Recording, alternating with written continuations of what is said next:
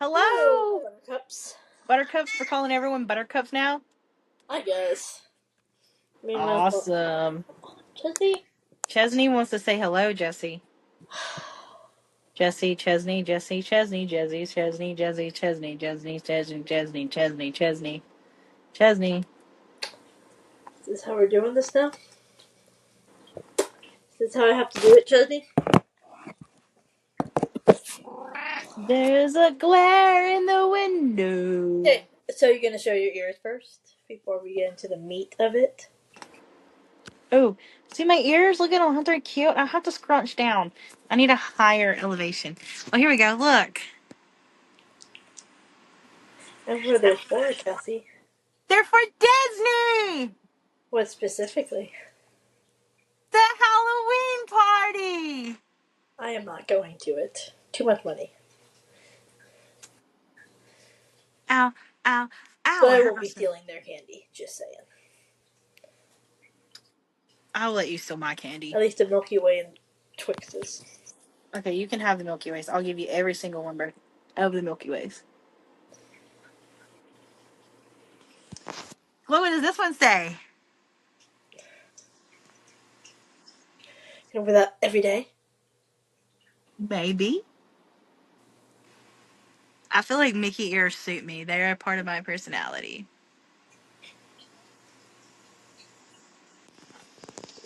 Oh boy. Don't judge me.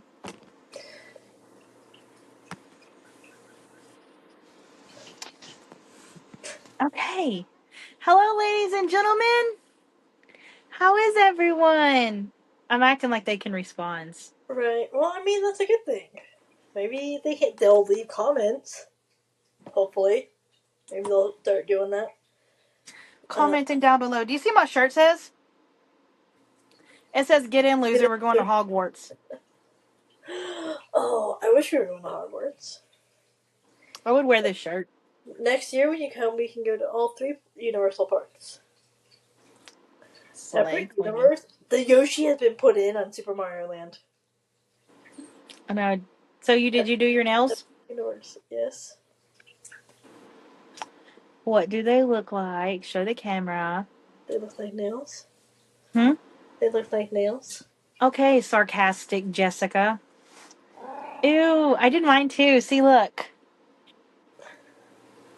Those are cute. Focusing, yeah. So this month, September is Suicide Awareness Prevention Month. Mm-hmm. This week, I believe, is Suicide Awareness Prevention Week. And Tuesday, this past Tuesday, was Suicide Prevention Awareness Day. It was the 10th. Yeah, that was Tuesday. And then the 11th. What was the 11th, Jesse?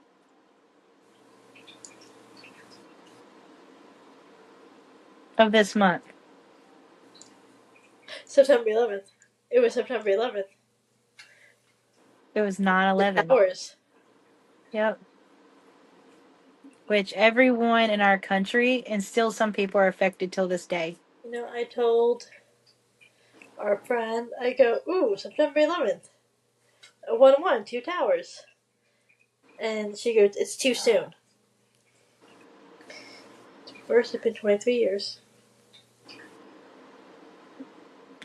Well, she said it was too soon. Yeah. How is I that felt too like I soon? was making a joke about it. I was just saying, hey, 1-1, towers. You'll always remember that date. You'll Yeah. never forget that day. One, because it was a big day. But two, because it's like they probably did that on purpose. I'm like, well, I mean, they also, like, maybe, but maybe not. It could have just been a coincidence because they also went after the Pentagon and they tried to go after the White House. Mm-hmm. But I was in 10th grade. How would you have been in 10th grade? You're 3 years older than me. I was in 10th grade. You're 3 year. You're Cassie, how old were you when you started kindergarten? 6. Okay, I was 5.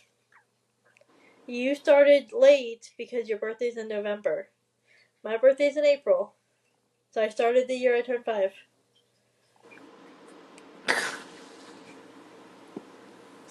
Whatever. You I should have been also in ninth grade. graduated a month after I turned 18. It's weird. I have a little boy who's in first grade, and he just turned 6 because his birthday was August 27th. Because you can start school as long as you're 5 by September 1st. I don't like it. Anyone after September 1st has to wait. So no, I was in 10th grade. What grade were you in? 6th. 6th. Yeah, I was in history class when the first tower got hit, ironically enough. I was in history class as well. And then I went to driver's ed, and we were allowed to have the radio on low in the cars. And then it was during third block English when the towers fell. I stayed in history class all day. They didn't move us. We just stayed in one class, And they moved us. except to lunch. Do you see this? Mm-hmm. Both cats today. Chesney's laying right here in front of the iPad. Apparently they're twins. No, I can't see you. Nice butt, Sparrow. He's been very needy. I don't know why, but he's been very needy. Probably because he's the only animal now. The dog and other cat is at my dad's house, so. Did she write Love on Her Arms has been doing a big World I've seen 200 that. Day campaign. I saw that. I saw that on the. I still need to order the pack with the shirt and stuff. That'd be really cool. I have a book. It's called If You Feel Too Much over there. To write Love on Her Arms. By the way, y'all, if you can always go to twloha.com. They actually have a self-care page now. But like if you're in the moment, there's things that you can do like right away. Mm-hmm. Like connect to your breath, make sure your basic needs are met. Where it says, have you eaten today? Have you had a glass of water? Have you showered or brushed your teeth? There's a meditation body scan, like YouTube video they put up. Use your senses to create space between yourself and your feelings. Name 5 things you can see, 4 things you can touch, 3 things you can hear, 2 things you can smell, and 1 thing you can taste. Call or text a friend. Create a mantra. And the one they put is, I am worthy, I am enough, I belong here. Visualize a place of comfort. What does it look like? What does it smell like? How does it make you feel? Find ways to move. Do something creative, and they even give coloring pages you can print out. That's really cool. I like the coloring pages.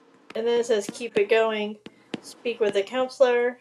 There's a find help tool if you need to connect with one. Plan for future self-care. Create a self-care and safety plan, and they have a template. Remember, take a break. Plan to connect. Explore the hopeful, which is an app. Write yourself a note. Get outside. Gather good memories. They also, back to the speak with the counselor, they also have scholarships that they'll do, where if you have a counselor, they'll help pay for it. You apply and they'll help pay for therapy. Awesome. Template, though. Where is it? Where'd it go? Do you want to see what I found? This template. Oh, here we go. Their safety plan. Helplines and organizations they can contact. Suicide Prevention Lifeline. 1-800-273-TALK or 8255. I guess you can text 8255. Yeah. The crisis text line is you text TWLOHA, to write Love in Arms, basically, at 741-741. Love that. Or toloha.com/findhelp, which is Toloha is to write Love in Arms. Friends and family members I can reach out to, self-care actions I can do to feel safe and cared for. That's a cool template. That's really awesome. But yeah, that's all there. Which they've been around since 2006. Keep breathing. Please stay alive. That's the suicide prevention pack logo for this year. It's really pretty. That is really pretty. I love it. Um, I kind of ordered mine. Every 40 seconds, we lose a loved one by suicide. Yep. And for every loss, there are many more who attempt. Losing just one person to suicide is one too many. People need to know that they are not alone, that help exists, and that hope is possible when we are given the chance to heal. Oh, and Jamie Torkowski, who originally founded To Write Love on Our Arms, but then he took a step back from the company.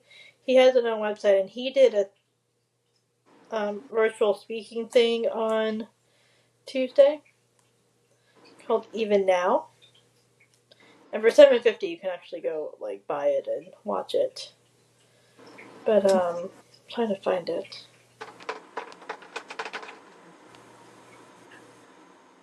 Yeah, it's World Suicide Prevention Day.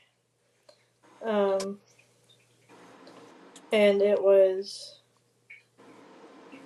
like and his shirts is like, I still care a lot about this even now. Life is worth living even now. And the video recordings are like, he did two events. He did one on the 10th, one on Thursday, September 12th. Mm-hmm. And he had a special guest, both two different special guests both nights. That's really cool. And he talked, he talked about the idea that life continues to be worth living, fresh thoughts. Yeah, He shared fresh thoughts on mental health, vulnerability, connection, hope, and more. And then he did a Q&A.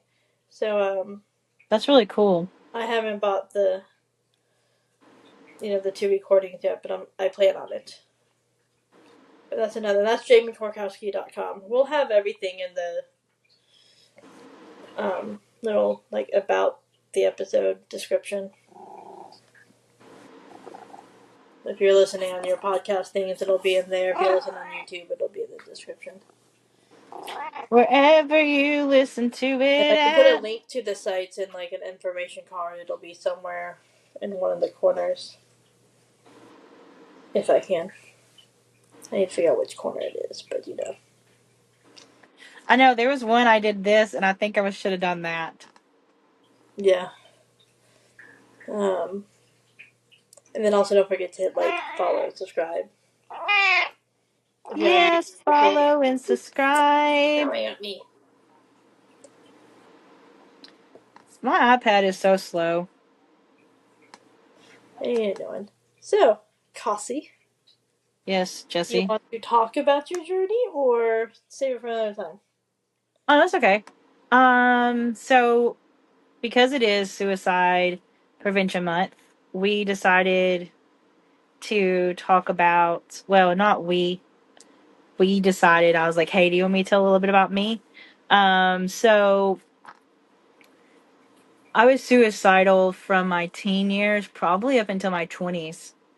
Um, I battled with it for a long time.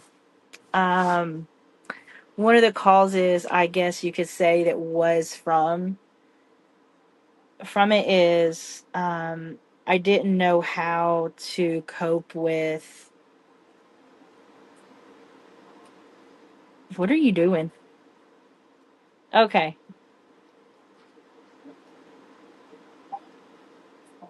Anyway, I didn't know how to cope with things in society. I didn't know how to handle the health issues I had. I didn't know how to handle situations that would happen to me when I was younger, um, and different things like that. It became a coping mechanism. So I was diagnosed with a rare hip disease, and it took a really bad toll on my life. There wasn't really a whole lot of people that understood or I could share it with. So in order to cope with the pain, they gave me narcotics and a pain med. And so throughout my journey and throughout my life, they started giving to me the time I was 14 years old, and I had an addiction problem to him by the time I was 15. And it went all the way up until I graduated high school. I was My dad and mom got divorced because of domestic violence, so I hadn't dealt with that, and I hadn't dealt with the way I was being picked on and bullied in school. I didn't have a normal childhood. Also, I realized as I've gotten older now, I didn't realize I was lived with a narcissistic parent. And all through all of those things, the thing I didn't know how to cope with, I didn't know how to cope with things normally. So the things I coped with was thinking that I was worthless, I would never amount to anything, that no one cared, and I would be better off gone. Yeah. And I didn't realize that, so I decided to, at the age of 19 years old, to take way more than I probably should have of the medicine, drank it, and tried to kill myself, pretty much. And I thought I was over that hurdle until probably about 2017, 2014, 2015, because I moved to Nashville and I feel like I failed at life. Then my grandmother passed away, my grandpa passed away, um, and there was something going on, and I couldn't see my niece. So I just was like, I would drive to work every day and be like, if I ran my car into this lake, it'd be fine. No one would notice. Um, so it's taken years to battle with those things. And what I have learned is this is just like a short down version because my full story, I'll cry. And I really don't want to cry today. So I learned to reach out to friends. Well, the very first thing I do is I talk to God about it. That's the very first thing I do is if I have anything that has bothered me, I talk to him. I also realize that I do have a purpose and I do have a calling on my life of some sort. And I do amount to something because I'm a daughter of a king. And these are things that I say to me may not work for you, but works for me. Um, and I think one of the biggest things that I could have been, my mom took therapy away when I needed it the most. Could a lot of this prevented? Yeah, but a lot of this is also here to help people. And I know one day that we will be able to reach and help people, and people will understand that, like, hey, I'm not alone. I can do this. And I do have people that care about me. I do have friends. I do have family. I do. And sometimes your family may not be blood, it may be chosen family. And I had to learn those things at a very young age that I shouldn't have had to learn. I should not have ever been suicidal, but I was. Um, Well, and this can be an ongoing process and something that you always struggle with. Like mhm. Jazz Thornton, she features in a book, and she has an organization with another individual who had attempted suicide also. But I mean, Jazz's story, she was molested at 4 years old, and then all through school, like it just, yeah, she had a plan. She always had the tools with her. She tried, and she's still friends with the doctor who saved her. Like, It's a it is very very hard. we And still struggle sometimes, but yeah, you will. I don't struggle anymore. Um, because I feel like I've been delivered from that. Some people may not understand what that means. That's perfectly okay. But because I have more to like, I've healed from the things that were causing that issue. If that makes any sense. Like I've healed from the people that picked on me in school. I don't live in the past anymore. I don't dwell on that because those people, there was some reason they were the way they were. The past year, past couple 2 years, I've had to heal from 30 years of narcissistic abuse.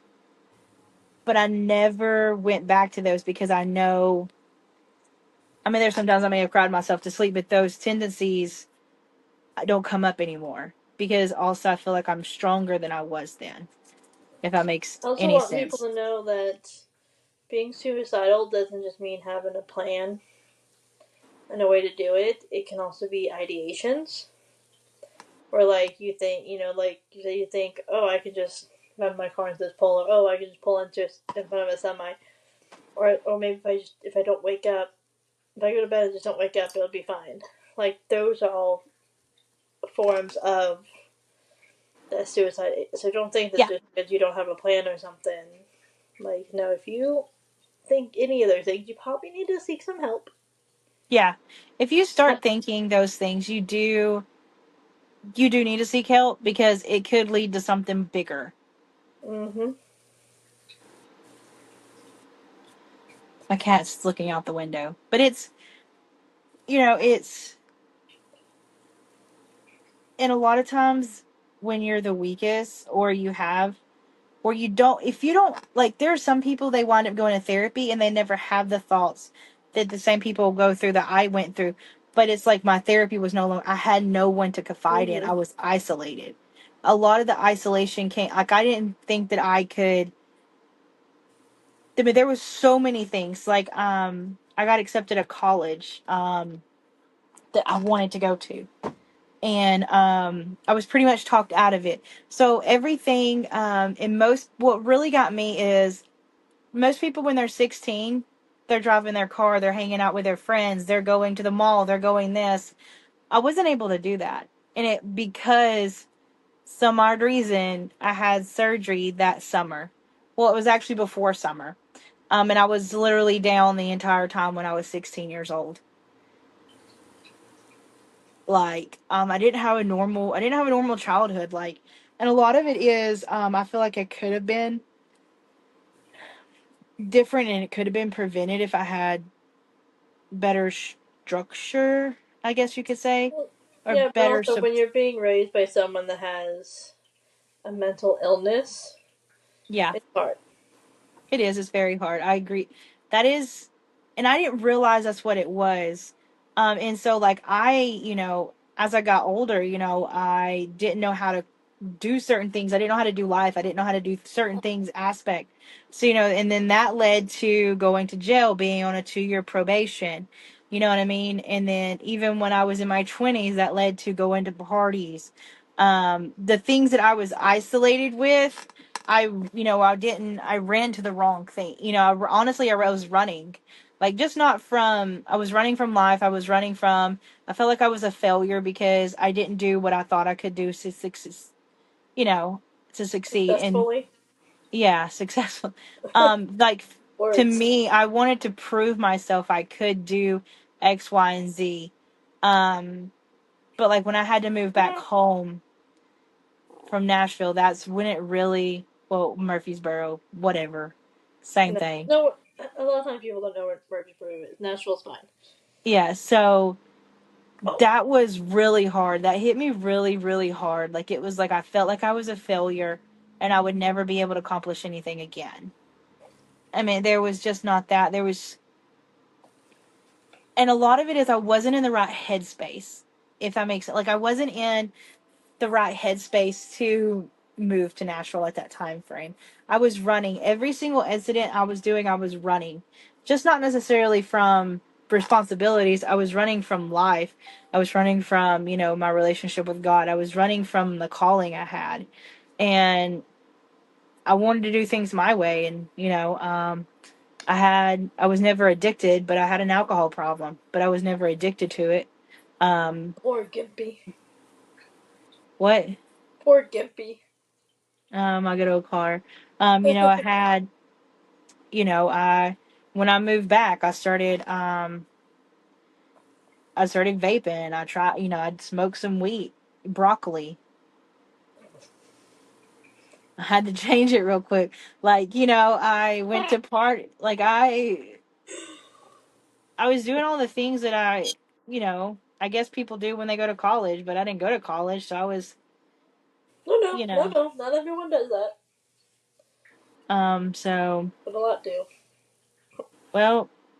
I don't do it now when I go to college. So, but yeah, it's rough. I know So let online people college know, is great. like, you know, that you're not alone. Like, even though you may feel like at the lowest point you're alone, if I could go back and tell, like, go back 30 years and tell myself, hey, it's all going to be okay. You know what I mean? Because 30 years ago, Yeah. I was, hold on, And the worst thing someone can do when they're struggling is get on social media. yeah, social media was, I'm so glad social media didn't exist when I was younger. And I used to compare myself, I don't know if you did it, but I used to compare myself to people my own age, people that had this, people that had that.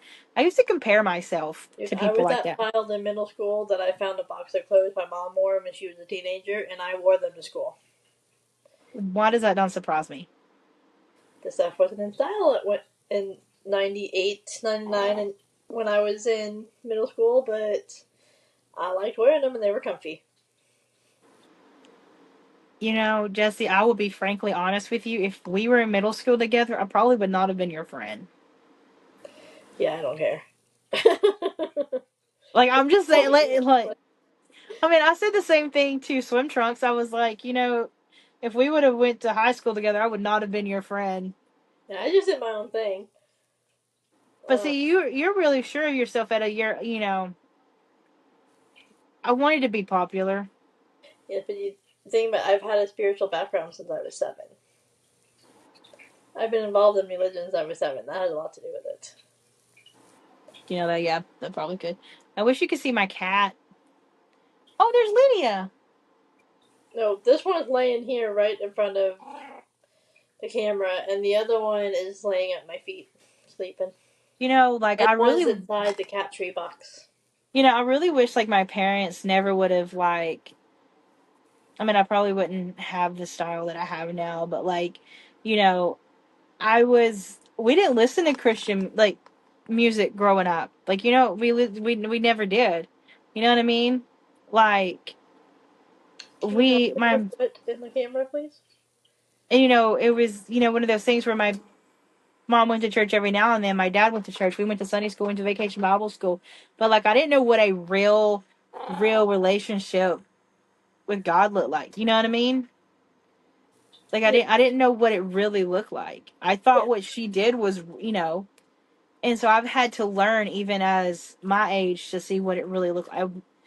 But also like I feel like those things that I went through made me who I am as a person. yeah. Anyway, this is a tough subject. Like this is like a deep. That's why we're not doing a full hour. Yeah, but what? That's why we're not doing a full hour. Yeah, that's right. And yeah, people need to join us on, so because like you want to stay tuned. Oh yeah, we have a lot of stuff coming up. I'll have a Memphis, Tennessee travel vlog coming up at the end of the month. I'm flying Oh, to Memphis. I'm going to a Miranda Lambert concert. I just found out it's outdoors. Um, and the Memphis Zoo. And the end of October, and then I'll be moving soon. So moving content, woohoo! Um, and then we have Disney, yes. Yes, we do have Disney. It's so exciting. My cat is staring at me something and either SeaWorld fierce. or Aquatica. Don't know which one yet. Hey, hey, hey, hey, hey, hey. Sparrow, no! Thank you. I thought he was Um, going to jump off the top of the. Ooh, scared mommy. and then I have a trip to Tennessee in December, and then a trip with you up there, hopefully soon. I I had to know this hold. is January, but do you want to do March? Because March it'll still be quiet. We'll think about it. Okay. But anyways, we are going to sign off here because we're getting ready to go do an Instagram live, a TikTok live.